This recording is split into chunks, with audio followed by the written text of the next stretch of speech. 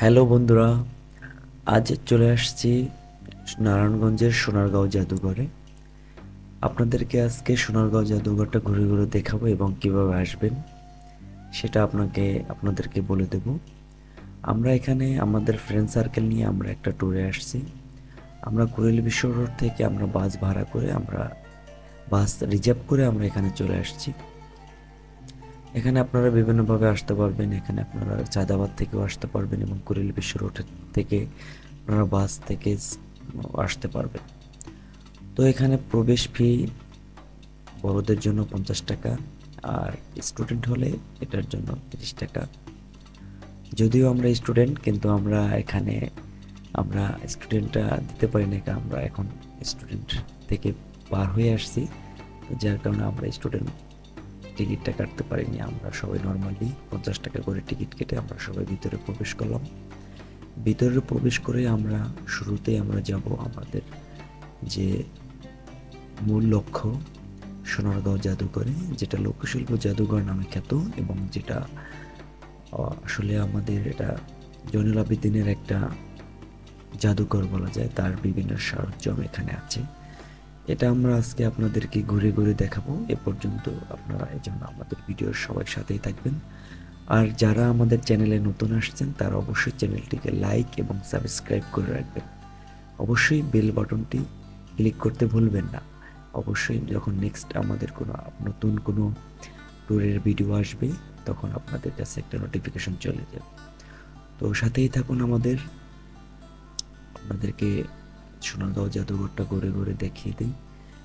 অনেক প্রাকৃতিক সৌন্দর্যের একটা পার্ক বলা যায় এবং জাদুঘরও বলা যায়।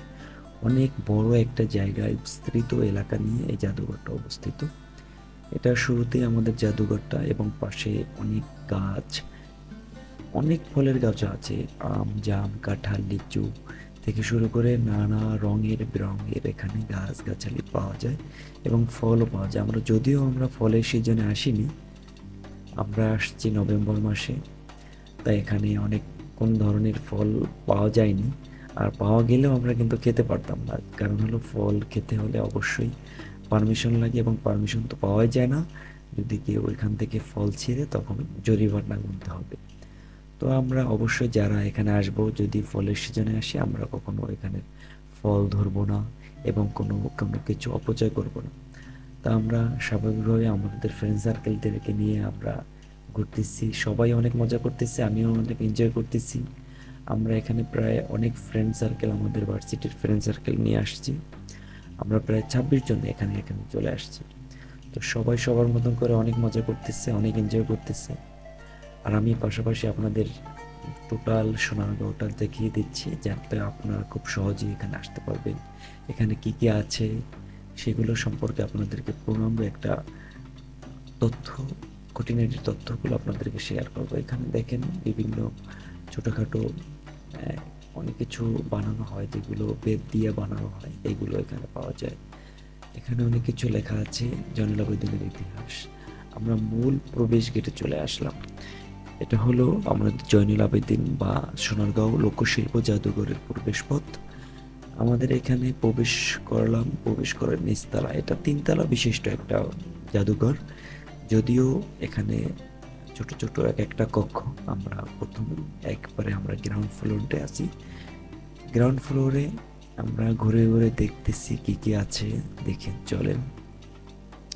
এখানে অনেক কিছু আছে, অনেকগুলো ডেকোরেশন করা আছে।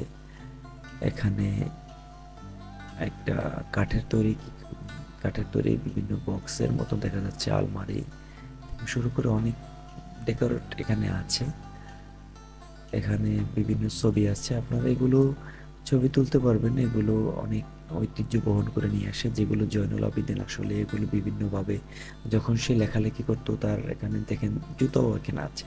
তার পায়ের জুতো থেকে শুরু করে অনেক কিছু, তার ব্যবহার্য জিনিসপত্র এখানে সংরক্ষণ করে রাখা হয়েছে, যেগুলো আমাদের জয়নুল আবেদিন স্যার সেগুলো ব্যবহার করতে এবং তার স্মৃতি হিসাবেই এই জাদুঘরটা এখানে স্থাপন করা হয়। এখানে তার স্মরণে আমরা আসছি এবং আমাদের ফ্রেন্ড সার্কেল সবাই অনেক মজা করতেছে, ঘুরে ঘুরে দেখতেছে, সবাই অনেক এনজয় করতেছে। এখানে একটা কাঠের তৈরি কিছু একটা দেখা যাচ্ছে, একটা কুমিরের মতন। এগুলো সরঞ্জাম হিসেবে তখন সে এগুলো শিল্পকলা হিসেবে ব্যবহার করতো। গরুর গাড়ি, ঘোড়ার গাড়ি থেকে শুরু করে নানা রকমের আসবাবপত্র এখানে আছে। এটা আমাদের গ্রাউন্ড ফ্লোরটায় তেমন কিছু আমি দেখতে পেলাম না। আমরা একটু পরে আমরা চলে যাব। আমরা এটার সম্ভবত দোতলায় কিছু একটা আছে, তো আমরা এখন দোতলায় প্রবেশ করার একটা চিন্তা ভাবনা আমি করছি। এখানে দেখেন নকশি খাতার একটা কিছু দেখা যাচ্ছে।